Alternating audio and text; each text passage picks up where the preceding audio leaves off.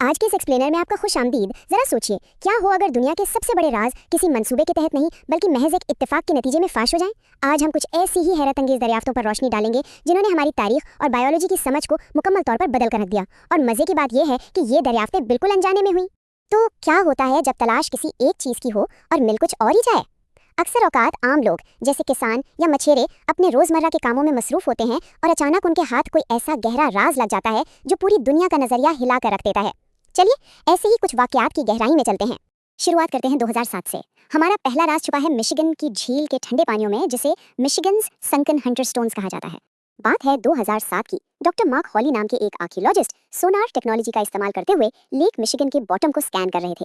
वो ढूंढ रहे थे एक डूबी हुई पुरानी शिप, लेकिन उन्हें शिप का मलबा नहीं मिला। उसके बजाय झील की तह में उन्हें पत्थरों की एक बिल्कुल सीधी 1 मील लंबी लाइन दिखाई दी। अब पानी की इतनी गहराई में ऐसी परफेक्ट सीधी लाइन कुदरती तौर पर बनना तो नामुमकिन था, और इस लाइन के आखिर में एक मुकम्मल दायरा और एक गहरी खाई भी मौजूद थी।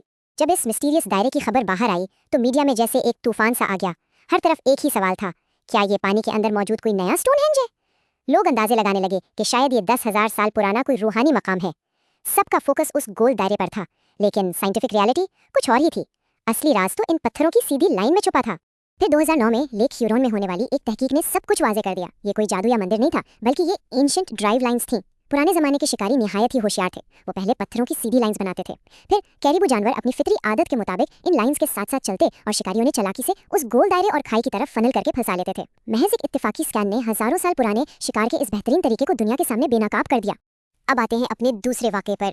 ये बिल्कुल हालिया दरियाफ्त है। 2023 में बहरे रोम यानी मेडिटेरेनियन सी का सबसे पुराना जहाज।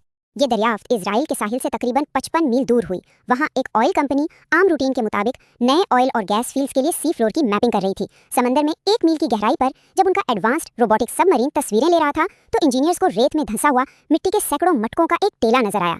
ज्यादा गौर से स्कैन करने पर पता चला कि ये टेला असल में 40 फुट लंबे एक समुद्री जहाज का मलबा था। जब एहतियात के साथ इन मटकों को निकाला गया और इनकी कार्बन डेटिंग की गई तो एक ऐसा नंबर सामने आया जिसने सबको हैरानी में डाल दिया। 3300 जी हाँ, ये मटके 3300 साल पुराने थे। इनके अंदर मौजूद रेजिड्यूज से पता चला कि इनमें ऑलिव ऑयल, वाइन या फिर मुख्तलिफ एग्रीकल्चरल प्रोडक्ट्स रखी जाती थी। तो इस पूरी बात का मकसद क्या है? अहमियत इस बात की है कि ये डीप वाटर में मिलने वाला तारीख का सबसे पुराना शिपरेक है। इसने हमारी इस पुरानी सोच को गलत साबित कर दिया कि कदीम लोगों को गहरे समंदर में सफर करना नहीं आता था। इस दरियाफ्त से ये साबित हो गया कि 3000 साल पहले भी सेलर्स के पास ऐसी एडवांस्ड नेविगेशन मौजूद थी जो 1 मिलियन स्क्वायर माइल्स पर फैले हुए मेडिटेरेनियन सी की खतरनाक लहरों और एक्सट्रीम कंडीशंस का मुकाबला कर सकती थी। चलिए अब बात करते हैं तीसरी और मेरी पसंदीदा दरियाफ्त की, बायोलॉजी की दुनिया का एक अजीब राज। 1938 में मिलने वाली एक जिंदा फॉसिल मछली।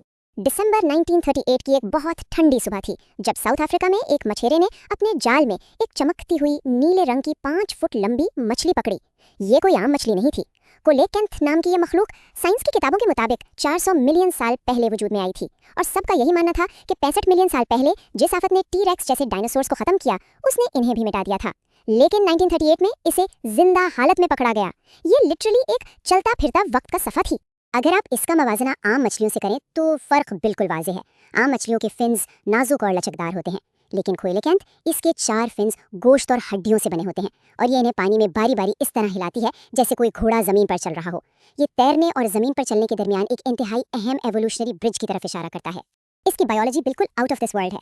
इसके सर में एक हिंज्ड जॉइंट होता है जिससे ये अपने ऊपर वाले जबड़े को पूरा उठा सकती है ताकि बड़ा शिकार आसानी से निकल ले। इसकी नाक के पास एक खास रोस्ट्रल ऑर्गन मौजूद है जो गहरे अंधेरे पानी में बिजली की लहरों को महसूस करके शिकार ढूंढता है।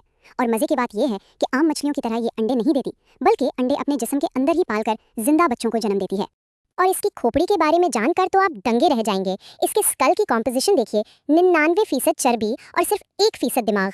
सुनने में बहुत अजीब लगता है ना, लेकिन असल में ये चर्बी गहरे समंदर के शदीद प्रेशर से इसके इस छोटे से दिमाग को बचाने का काम करती है। कुदरत का डिज़ाइन वाकई बेमिसाल है। हमारी आखिरी दरियाफ्त इंसानी तारीख के सबसे बड़े और मशहूर हादसात में से एक है। 1974 में दी एम्परर्स टेराकोटा आर्मी की दरियाफ्त।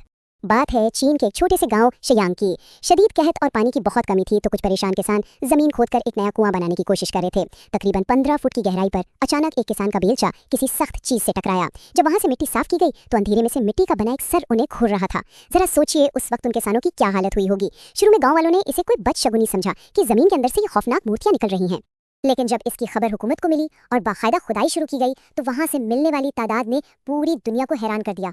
8000 8,000 जमीन के अंदर मिट्टी के बने हुए 8,000 से ज्यादा फौजियों के स्टैचूज मौजूद थे। ये चीन के पहले बादशाह क्विन शी वांग की बनवाई हुई अमर फौज थी। इस फौज को जिस बारीकी से बनाया गया था वो अपनी मिसाल आप है। हर एक स्टैचू दूसरे से मुख्तलिफ है।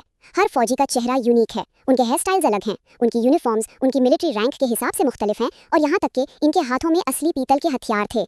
इस अमर फौज को मरने के बाद आफ्टर लाइफ में बादशाह की हिफाजत के लिए पीस बाय पीस तैयार किया गया था। अब जहाँ एक तरफ इस दरियाफ्त की अजमत है, वहीं इसका एक दूसरा रुख भी है जिसे एहतियात से समझना जरूरी है।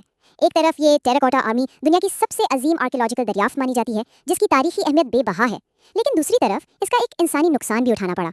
वहाँ एक अजीम म्यूजियम बनाने के लिए हुकूमत को उस जमीन की जरूरत थी, जिस वजह से उन मकामी किसानों को अपनी जमीन और अपने घर छोड़ने पड़े।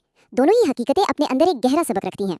आज के इस सफर ने एक बात तो बिल्कुल वाज़ेह कर दी है।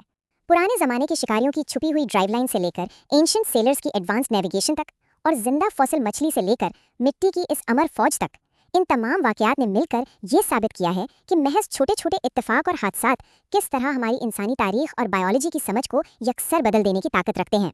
तो इस सब को जानने के बाद एक निहायत ही अहम सवाल हमारे जहन में उभरता है, और ऐसे कितने ही राज हैं जो अभी तक इस जमीन की सतह के बिल्कुल नीचे दफन हैं। ऐसे राज जो दुनिया बदल देने की ताकत रखते हैं, लेकिन बस किसी नए हादसे या एक छोटे से इत्तेफाक के मुंतजर हैं। इस बारे में जरूर सोचिएगा। आज के इस एक्सप्लेनर में हमारे साथ शामिल होने का बहुत शुक्रिया।